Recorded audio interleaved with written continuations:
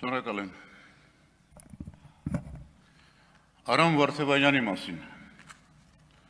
որ հատկանիշներն են լավագույնս բնութագրում մարդուն,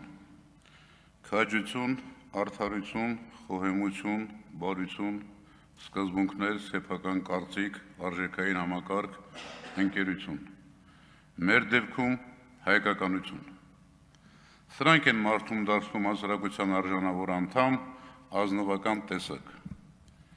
Իսկ մասնագիտական առումով Արամ Վարդևանյանը միջազգային ամենաբարձր չափանիշներով պատիվ կբերի ցանկացած երկրի ու կառույցի։ Այդպիսի մարդիկ Հայաստանում կան, անշուշտ եւ շատ, բայց Արամը նաեւ մշտապես պայքարի մեջ է քաղաքացիական պարտքի ու պատասխանատվության գիտակցությամբ։ Կլինի Արամը ազգային ժողովի նախագահությունում, մեր քաղաքացիները, մեր զավակները իրենց աչքի առաջ օրինակելի հայի, մարդու, պետական, հանրային գործի կերպար կունենան։ Ինձ համար պատիվ է Արամ Վարդևանյանի նման ընկեր ունենալ։ Սիրելի հայրենակիցներ, բայց ես մի կողմ կթողնեմ այս մի քանի օրերի աղմուկը փոխադարձ մեղադրանքները եւ կխոսեմ երկու հիմնական թեմաների մասին։ Գլխավոր հարցի մասին։ Այս խորհրդարանի ընդհանրապես մեր իրականության գլխավոր հարցը այն չէ, թե Հայաստանը որքանով կկարողանա Ռուսաստանից անկախ քաղաքականություն վարել։ Այդպես փորձում է ներկայացնել ՔՊ-ն։ Անկախության հռչակումից ի վեր 90-ականներից սկսած մեր քաղաքականությունը եղել է հնարավորինս ինքնուրույն, բալանսավորված, կոմպլիմենտար, Հայաստանի ազգային պետական շահերից բխող։ 2000-ականներին եւ Ռուսաստանի, եւ Եվրոպայի, եւ Միացյալ Նահանգների, եւ Իրանի, եւ Վրաստանի հետ մենք ունեցել ենք բնականon հարաբերություններ։ Նույն տրամաբանությամբ Եվրոխորհրդի անդամություն, հազարամյակի Լինսի հիմնադրամի ծրագրեր, Իրանի հետ գազամուղ էներգետիկ ենթակառուցվածք, Ռուսաստանի հետ ռազմավարական գործակցություն։ Ազգային շահի վճռական պաշտպանության բազմաթիվ օրինակներ կան։ Աշխարհի հզոր պետությունների հետ հարաբերություններում։ Հիշողության թարմացում այդ շրջանում Հայաստանի ղեկավարը 10 տարի Ռոբերտ Քոչարյանն էր։ Տարբեր է եղել Ադրբեջանի եւ Թուրքիայի պարագան։ Նրանց հետ թշնամական, մերը անզիջում եւ Արցախի ինքնորոշման իրավունքի իրացման եւ ցեղասպանության միջազգային ճանաչման առումով։ Եվ Հայաստանի այդ ինքնուրույն քաղաքականությունը անկալում ու ընդունում էին բոլոր ուժային կենտրոնները։ Ինչ է փոխվել այսօր եւ որն է իմ կարծիքով մեր գլխավոր հարցը։ Միտումնավոր թե ապիկարության պատճառով մենք պարտվել ենք 20 թվականի պատերազմում։ Անկարողություն այս իշխանությանը հատուկ է, բայց ինչ հիմք կա միտումնավոր բառի համար։ Երբ Նիկոլ Փաշինյանն ասում է 2019-ին Ստեփանակերտում ինքը հայտարարել է Արցախը Հայաստան է եւ վերջ, եւ դրա շնորհիվ մենք հասել ենք այս կետին, որը լավ կետ է, այլ բան չես կարող մտածել։ Որն է այս լավ կետը։ Արցախը չկա, Արցախահայությունը էթնիկ զտման է ենթարկվել, Ադրբեջանի զորքը Հայաստանում է, Ադրբեջանը նորաներ պահանջներ է դնում, Թուրքիան հարաբերությունները պայմանավորում է Ադրբեջանի շահերով եւ բնականաբար իր աշխարհակաղակական նպատակադրումներով։ Ներքին խնդիրների,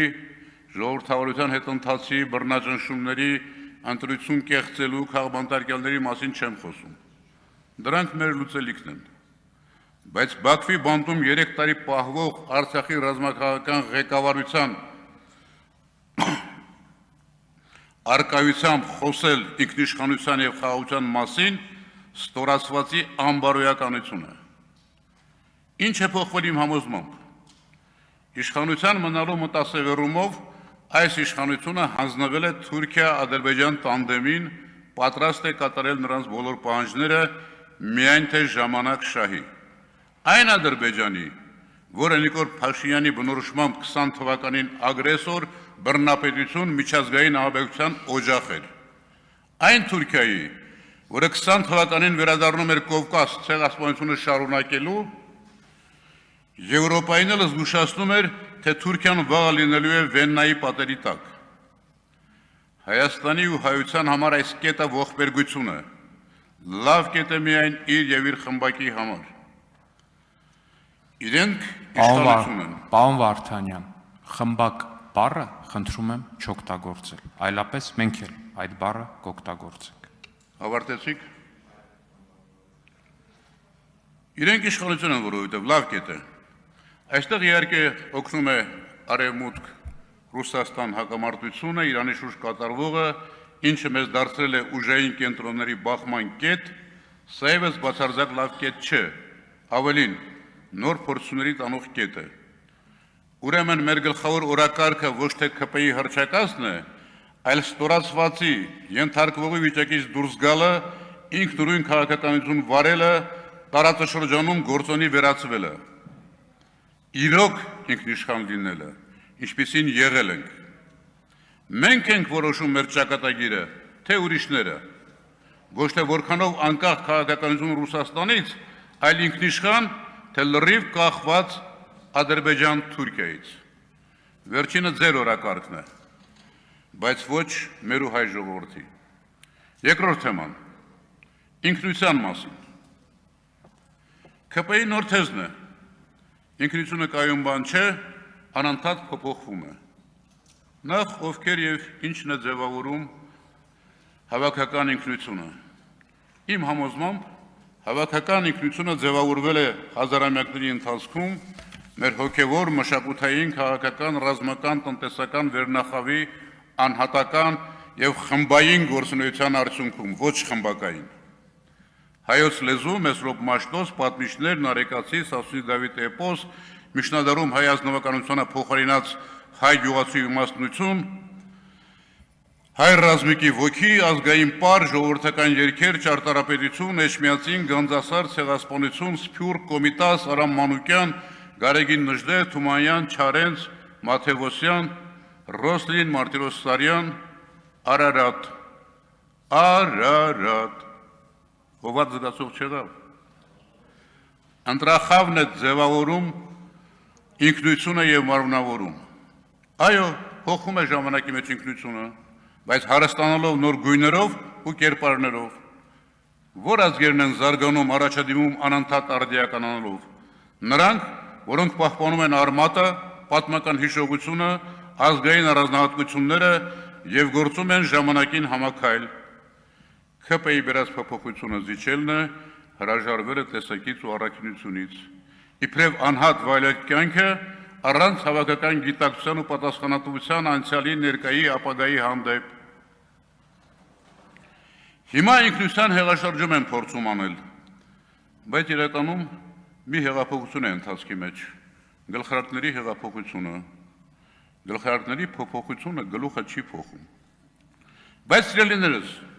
ինքնությունը ձեր կարճ կյանքի ու իշխանության տևողությամբ արմատապես չի փոխվում, չի փոխվելու։ Մեր ինքնության մեջ բացառիկ դեր ունի քրիստոնեությունն ու հայ առաքելական եկեղեցին, որի դեմ ծրագրային պատերազմ եք մղում։ Մինչդեռ հայ առաքելական եկեղեցին հայկական պետականությունը զորացնելու, ինքնիշխանությունը երաշխավորելու ուժեղ կռվաններից է։ Մի զարմացեք, մենք առաքելություն ունեցող ազգ ենք։ Պարզ է, փոքր մարդիկ մեծ երազանքներ չեն կարող ունենալ, բայց հիշեք, հայկականությունը, հայ ինքնությունը փոխելու ձեր ջանքը դատապարտված է, շարունակեք եւ կտեղամոզվեք։ Իմ խոսքի սկզբում ես խոսեցի մարդկային առաքինությունների մասին, բայց կան նաեւ մեղքերը, գոռոզություն, ագահություն, բարկություն, նախանձ, ընկերազուրկ,